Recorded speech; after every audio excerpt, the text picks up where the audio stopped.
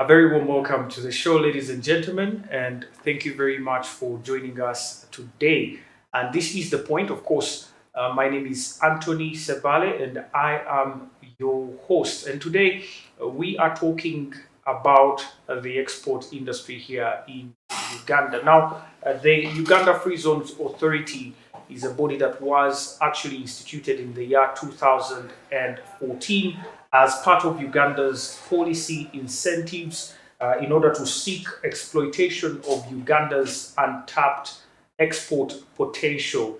The Free Zone Authority has been in operation since the year 2014 and operates under the Investment Act and also the Free Zones Act 2014. It has, of course, had a couple of achievements and a few goals that actually are yet to be met. Now, here to discuss more of what the Free Zones Authority is all about is Mr. Deo Chomia, who is from the authority. You're most welcome, Mr.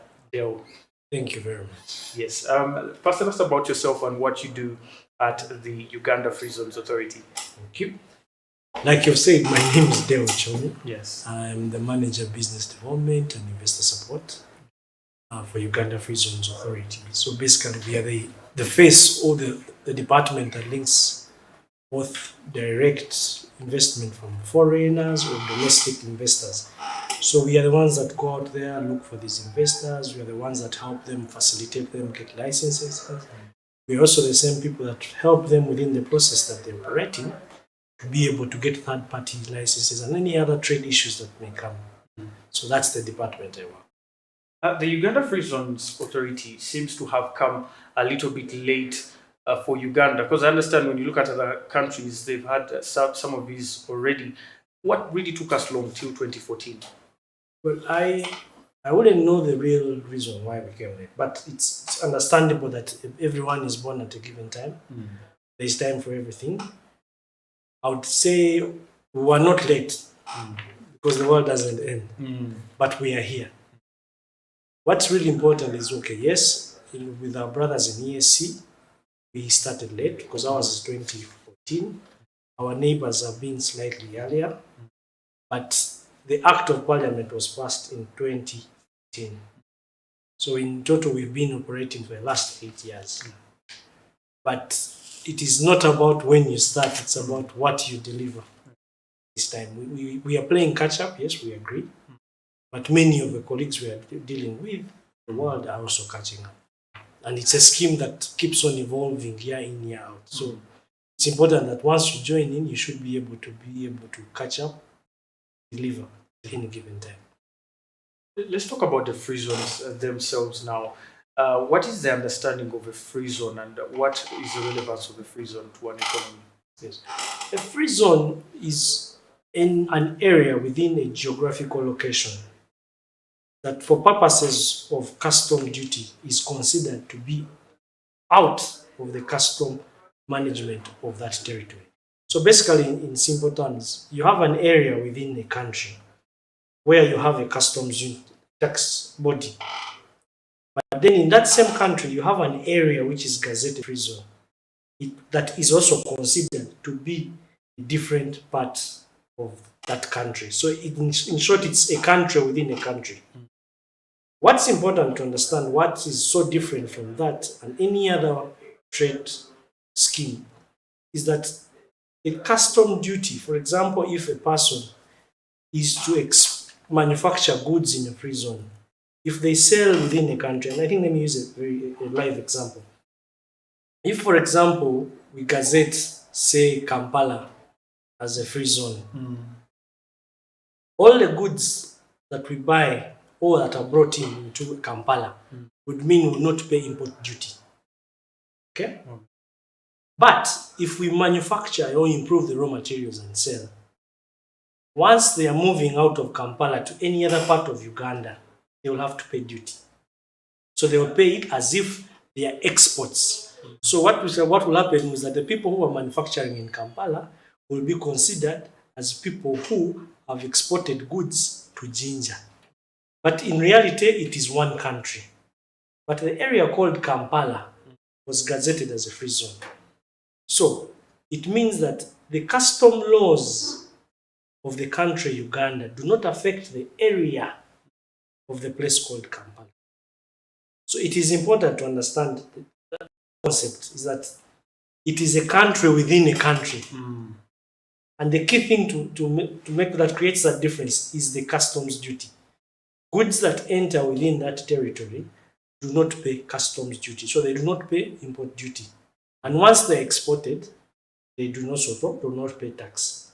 That sounds too good to be true, because I believe honestly, if a Ugandan out there maybe who was trading in Chukubu and they are paying huge taxes, had that, they would definitely run to it. Well, the scheme is an export growth scheme. So what it has a limit. It's not that whatever you bring in there you will sell. Yes. There is a catch. Okay. Because it's an export growth scheme, we use it to help industrialists or investors to develop our capacity to improve our exports. So because of that, we have a limit. For you to qualify, you must be able to export 80% of what you produce into that, in what you produce within the free zone, out of EAC. EAC is the East African Community. Yes. Okay. And I need to be clear. For the purposes of free zone, domestic market refers to the whole of East Africa. East Africa. Okay. So there is a catch. Once you join, you will not be allowed to sell 80% of what you produce within East Africa. There is also a 20% that you are allowed to sell within East Africa. But that you will pay duty like any other trader that has imported from any market in the world. You pay both export and import. You will pay import because at that moment you're not exporting. You're not, for example, at that moment, when you manufacture goods, the 20%, the country called Uganda will consider you as an importer because you're selling goods into their territory. So you will pay the normal custom duties like any other importer. Okay? But if they are selling to you in the free zone, they will consider it as an export. Understand? So now, that 20, the reason why we leave the 20 is we understand as business, you cannot all run optimally at the word go.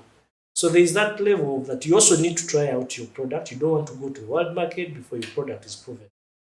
But there is a limit because the purpose of this scheme is to grow export. We make sure you also don't affect the other different industrialists or factories or investors within the market of Uganda or East Africa. So we have to charge you tax for whatever you decide to sell in the domestic market. Okay? That's the difference. And the focus is always on the 80% that you manufacture and sell out. Wow, interesting. So the rule is 80 to 20%. Yes. Now, talking about the people that are allowed to work in these free zones, what is the procedure or what kind of mechanism of scrutiny do they have to undergo? Because I understand people who are preparing, for example, produce for exports have to be of a particular grade and standard. How is the scrutiny there?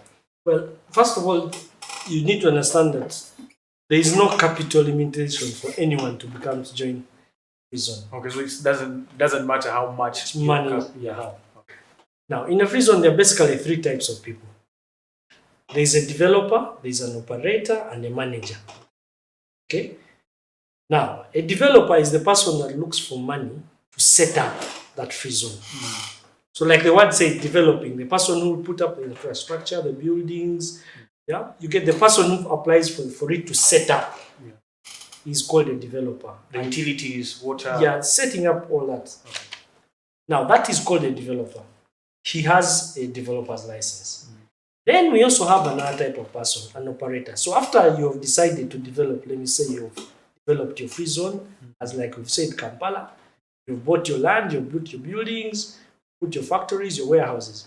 You realize that, hey, I may not be having the capacity to operate all these businesses that I'm dreaming with. But you'd have partners who feel they can use your space. Now, those those are called operators. They will come and apply for a license to operate within your existing free zone. Okay? Now, those come and invest, run their businesses, export and what? Does the manager become, rather the developer, does he become the owner of the free zone? Yes, the developer is the owner of the free zone. Okay. He can still as well operate. Okay. Yeah? But he has an option of developing and handing it over to an operator to run. Yeah. But sometimes, and from our studies and seeing what's happening in the world, there are scenarios where there are activities within that free zone that need specialized care. So you may need a manager, a person to come and make sure things happen as promised. Now that one applies for what we call a manager's license. Yes. And they are clear. So we've talked about the developer, we've talked about the operator and the manager. But all these are people within a free zone. And then all of these, there is no capital limitation. Anyone can do. But there are a few things we require for you to apply for license. First, you have to be a registered company. Yeah? In that registered company, you need to have a memorandum of understanding stating that you're operating this free zone, or you're going to open up a free zone using this company for the purposes of creating a free zone. Okay? You need to have presence of location. You need to be somewhere. You need to be tax compliant. Okay? You don't need to be dealing in any illegal materials or in any products. So obviously issues of drugs, whatever. It shouldn't be the purpose of setting up a free zone should not be for smuggling. In principle, those are there. Now, once we receive the documentation, we evaluate with sister agencies. Then we send the files to Ministry of Finance and Ministry of Justice. The statutory instrument is declared and the license provided. Then you're declared a free zone as an operator or a manager or okay. But what is important is there's no capital limitation, because I know many people in Uganda think these are not for the normal Ugandan, it's for everyone. What's important is, do you have a business plan that you're going to run these products? Do you have a business prospect? Is it legal?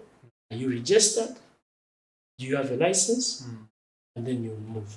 It doesn't matter, does the product also really matter that you're going to actually produce? Yes, it's important. Like I've said, obviously illegals like drugs cannot be there. For the case of Uganda, we are driving a lot of agricultural produce because we know we are an agricultural country. So it's also one of those things. We always like people who will value add on what we produce in agriculture. But anything that is manufactured and is legal can be operated. So when you talk about manufacturing, we have different sets. We have the primary processing, the secondary, even the tertiary. There are people who actually get already finished goods and maybe package and change. Do you also welcome some of those? The concept of free zone is just one part of it. All of this is covered in what we call special economic zones.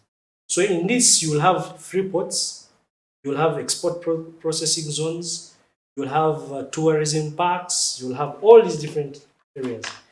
And you may not necessarily have to be producing from level 0 to the final product. It may be just an addition. Now, for example, the export processing zones. You can get a product, for example, it's on level 3 of production. For example, you decide to bring it to Kampala, repackage it, and sell it. Yeah, that is allowed. And there are different schemes. It's not just, because today we are concentrating on the scheme called free zone. However, it's a bigger picture. There's a bigger special economic zone, and there's actually a policy that is being developed to that effect. So within that policy, you will have what you call free ports. These allow you to set up at a port, provide warehousing, logistics support to produce, and so that you can sell. There are also special economic zones. There are those, the terms also change and they differ. For example, for special economic zone, you may even be allowed to access 100% access to the domestic market. Then there are also export processing zones. I've talked about them. Yes. So it's important for the case of Uganda, the law is still talking about zones. But it's expected that we are moving on, because the EAC is moving on to special economic zones, and the world is already in these special economic zones. So in these zones is when you find the different types of systems or schemes that will support. So it's not about from 0 to 100%. No. You may be getting the raw material from agriculture, skinning it, and packaging it. And someone may actually buy your package within even the same zone, may decide to purchase what you're produced in that zone as coffee, roasted coffee, and then gives you blended coffee. Okay, so it's not that there's a limit on which scale to go. What's important is, are you adding value? Yeah, the ideal is to have a final product, but you won't always get it. Yeah, but as long as you confirm that you're adding value, there is a backward linkage to the Ugandan economy, you are free to join the free zone. Looking at the last 8 years of this authority, it was put in place, of course, as a government's policy incentive for us to have, first of all, more jobs because we are suffering from unemployment. Secondly, and mainly, I think, to promote exports in Uganda. So far, when you just look back in the last 8 years, what are some of the achievements that the authority has achieved? As we stand up today, we have created around 9,000 jobs. These are cumulative jobs. These were jobs that would not exist without the scheme. The total investment within the free zone at one time was a quarter of all our total exports. Sorry, our total generation in terms of exports one time in 2011 was a quarter of all our exports. We have also, as we speak today, have 32 free zones registered and operating, both owned by Ugandans and foreigners. Okay. We have also contributed to the development of infrastructure. We have a site in Entebbe, which is at 40%. Our understanding is it's going to be a support point for horticulture or agricultural produce, to be for high value, to be able to remove the burden of cleaning, storage, both cold and handling for all these other investors in Uganda. Entebbe will provide a clearing point for them to be able to access export at the airport. The purpose for that is maybe focus on high value products. That has been the first step. We are now moving into large scale. Like I said, we are children. The work has started. We are now moving into large expanse production or growth. So it's expected that we are moving into what we call special export zones. And the idea is that we are looking for expanse pieces of land so that we could be able to set up infrastructure, so that we'll be able to invite investors, both domestic and foreign, and I'm very consistent on that. It is not foreign only, domestic, to be able to take away the burden of infrastructure from investors, for them to focus on their core business, which is to manufacture and add. So the scheme is growing, yeah, and the 8 years have been a chance for us to learn and also catch up. Yeah, but it's been great for us so far. Well, when you talk about, for example, the Entebbe free zone, definitely that's a project many people are looking at. Are you going to only mainly focus on horticulture products or even other products within the country that are perishable? We do have tomatoes that are on sale in US markets, in Netherlands, and so on. Are we also going to have some of these other products, go through this zone? Yes. Like I said, anything agriculture needs to be handled. Like the tomatoes you've given, you need cold storage. All these are open. It is open to every other product. We are very clear that it has to have a backward linkage. For whatever is going to be done, there has to be a clear backward linkage to the Ugandan economy. We are running away from having our minerals managed around there. It will only be businesses that directly link. So anything agriculture, anything that is manufactured directly by raw materials that are more than 90% Ugandan can move into Entebbe. Yeah. What is key to understand is the focus of Entebbe is anything that is directly linked to the Ugandan economy, is high value, and is in need of use of aeroplanes. Because of the cost, we do not want products that can be moved by road through Malaba and Mombasa to set up in Entebbe. Focus is only those that are using the air, yeah, and they have high value products. Well, the jobs, talking about, for example, these 9,000 jobs, which jobs are you really looking at? We do have people that are employed in these zones, probably when they're being set up. then we do have farmers. But which other jobs have you seen actually that have streamed from these free zones? We actually, I know what you're going to, but we've actually have Ugandans managing these free zones, Okay. direct management. We also have owners. We have technicians. Maybe you can give me a few examples like of the free zones so far in Uganda. They are. I'm going to edit. I don't want to give names. Okay. But we have Ugaros is a Ugandan company. Okay. We do flowers in Entebbe on Entebbe Road, managed by Ugandans, run by Ugandans. We also have companies like Shri Modern. We have companies like, but you'll edit that. Yes. But this what's important is that they're Ugandans running these jobs, Okay. and the jobs run from top. So the heads of these companies are Ugandans, the lower ends. Yes, we have a few foreigners, and by foreigners we mean people who are licensed, have permission to work in Uganda. We also have programs to skill. So even for those other casual jobs that people talk about, we have programs within the free zones to upskill these people. Yeah? Because it's a business decision, you would want every Ugandan to only be 100% Ugandan. But the capital is not necessarily always Ugandan. So you also need to allow the investor to be able to supervise their projects. So that's why we have investors. But as we stand, 90% of the people employed in free zones are Ugandans. And they are covering from leadership roles, strategic, to the operational roles and basic casuals. Yeah. And for the purposes of these 9,000 I'm talking about, these are people who register. These are people who pay as you earn. These are people who are registered as employees or workers in Uganda. Yes. All right. We're going to take a very quick break, and when we return, the issue of us being a net importer has very many adverse effects that currently still stream out, in the entire economy that you can see clearly. We're going to point out some of those, but also looking at the solutions. What are some of the solutions that have been brought on board in order to tackle some of these issues? And also looking at the cost of us being in a free zone. What can someone actually expect as the cost? I know you've mentioned that anyone with any amount of capital can come in, but I know a license comes with a cost. And so what are some of these costs, and how can Ugandans take part in that? Ladies and gentlemen, we are still talking about the Uganda export industry, and I'm talking to Mr. Deo Chomia, who is from the Uganda Free Zones Authority. We are going to take a very quick commercial break. We'll return shortly. Stay with us.